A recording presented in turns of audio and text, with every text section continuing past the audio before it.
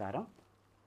ഇന്ന് നമ്മൾ രണ്ടാമത്തെ ചക്രമായിട്ടുള്ള സ്വാധിഷ്ഠാന ചക്രത്തെക്കുറിച്ചാണ് ഇന്ന് നമ്മൾ വിവരിക്കുന്നത്. അപ്പോൾ ഈ സ്വാധിഷ്ഠാന ചക്രം എവിടെയാണ് സ്ഥിതി ചെയ്യുന്നത്? ഇന്നലെ നമ്മൾ മൂലാധാര ചക്രത്തെക്കുറിച്ച് പറഞ്ഞു.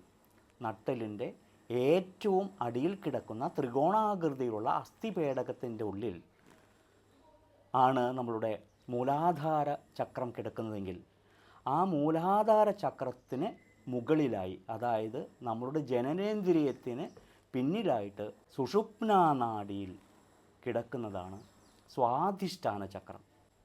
അതായത് ഒന്നുകൂടി വ്യക്തമായിട്ട് പറയുകയാണെങ്കിൽ നമ്മളുടെ പ്രജനന ഗ്രന്ഥിക്ക് പിന്നിൽ സുഷുപ്നാനാഡിയിൽ അഭിമുഖമായിട്ട് കിടക്കുന്നതാണ് സ്വാധിഷ്ഠാന ചക്രം. ഈ സ്വാധിഷ്ഠാന ചക്രത്തിൽ രണ്ട് ഗുണങ്ങളാണ് കിടക്കുന്നത്.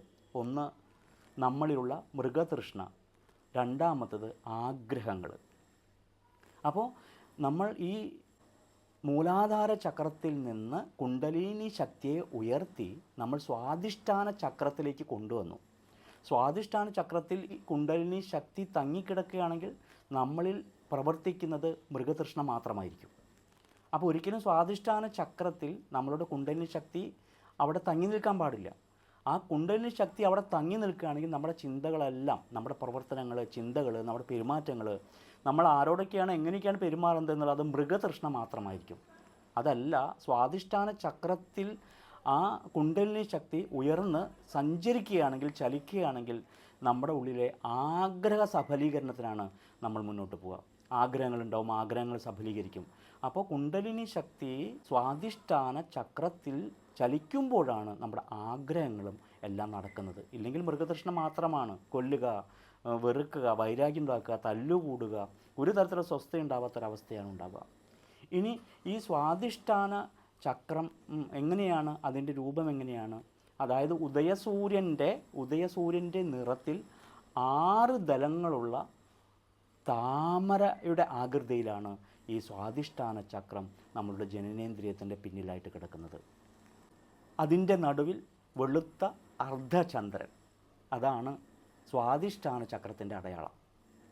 ഇനി എന്താണ് സ്വാധിഷ്ഠാന ചക്രത്തിൻ്റെ തത്വം? ജലതത്വമാണ്. രണ്ടാമത്തെ തത്വമായ ജലതത്വമാണ് സ്വാധിഷ്ഠാന ചക്രത്തിൻ്റെ തത്വം.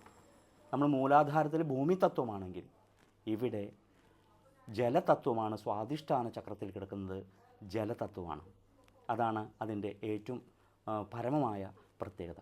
അപ്പോൾ സ്വാധിഷ്ഠാന ചക്രത്തിലെ കുണ്ടലിനി ശക്തി ഉയർന്ന് പ്രവർത്തിക്കുമ്പോൾ, അത് ചലിക്കുമ്പോഴാണ് നമ്മുടെ മൃഗതൃഷ്ണ ഇല്ലാതാവുകയും നമ്മളുടെ ആഗ്രഹ സഫലീകരണത്തിന്, അതായത് ക്രിയേറ്റിവിറ്റിക്ക് വീണ്ടും നമ്മുടെ ശരീരം തയ്യാറാവുന്നു, മനസ്സ് തയ്യാറാവുന്നു, എല്ലാ തരത്തിലുള്ള മൃഗതൃഷ്ണയും പോകുന്നു, നമ്മൾ കൂടുതൽ ഊർജ്ജസ്വലരാകുന്നു.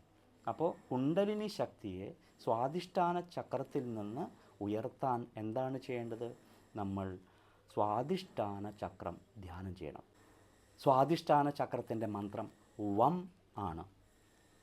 അപ്പോൾ നമ്മൾ ഇന്നലെ പറഞ്ഞ പോലെ സുഖമായൊരു ആസനത്തിലിരുന്ന് ജനനേന്ദ്രിയത്തിൻ്റെ പിന്നിൽ കിടക്കുന്ന സ്വാധിഷ്ഠാന ചക്രത്തിലേക്ക് എല്ലാ ശ്രദ്ധയും കൊണ്ടുവന്ന് അവിടെ കിടക്കുന്ന കുണ്ടലിനി ശക്തിയെ വീണ്ടും ഉയർത്താനായിട്ട് വം എന്ന മന്ത്രം മനസ്സിൽ ധ്യാനിച്ച് ധ്യാനത്തിലിരിക്കാം. അവിടെ ധ്യാനത്തിലിരിക്കുമ്പോഴാണ് ഈ കുണ്ടലിനി ശക്തി വീണ്ടും മുകളിലേക്ക് ഉയരുന്നത്. അപ്പോൾ ഒന്നുകൂടി വിശദമായിട്ട് പറയുകയാണ്. നമ്മളുടെ മൂലാധാര ചക്രത്തിന് മുകളിലായി, അതായത് ജനനേന്ദ്രിയത്തിന് പിന്നിലായി 6 ഇതളുള്ള താമരയുടെ ആകൃതിയാണ്. അതിന് ഉദയസൂര്യൻ്റെ നിറമാണ്. അതിൻ്റെ ഉള്ളിൽ ഒരു വെളുത്ത അർദ്ധചന്ദ്രനുണ്ട്. ഇതിൻ്റെ തത്വം ജലതത്വമാണ്. ഇതിൻ്റെ മന്ത്രം വം ആണ്.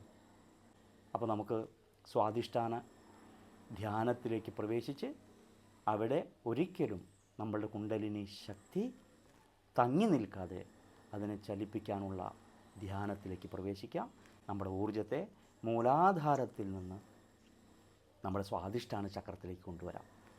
എല്ലാ മൃഗതൃഷ്ണയും അവസാനിപ്പിച്ച് നമ്മുടെ ക്രിയേറ്റിവിറ്റിയിലേക്ക്, ആഗ്രഹങ്ങളിലേക്ക്, സഫലീകരണത്തിലേക്ക് മുന്നോട്ട് പോവാം. എല്ലാവരും ഈ ചാനൽ സബ്സ്ക്രൈബ് ചെയ്യുക, മറ്റുള്ളവർക്ക് കേൾപ്പിക്കുക, ഷെയർ ചെയ്യുക, ലൈക്ക് ചെയ്യുക. വീണ്ടും മാഷ് പറയണു, വിദ്യാർത്ഥികൾ എന്ന പോലെ ഇത് പഠിക്കുക, ഓരോ തത്വം പഠിക്കുക. ഇത് 7ാമത്തെ ചക്രത്തിലേക്ക്, അതായത് സഹസ്രാര പത്മത്തിലേക്ക് എത്തുമ്പോൾ ചക്രധ്യാനത്തിന് നമ്മൾ പ്രാപ്തരാകും. നാളെ വീണ്ടും കാണാം.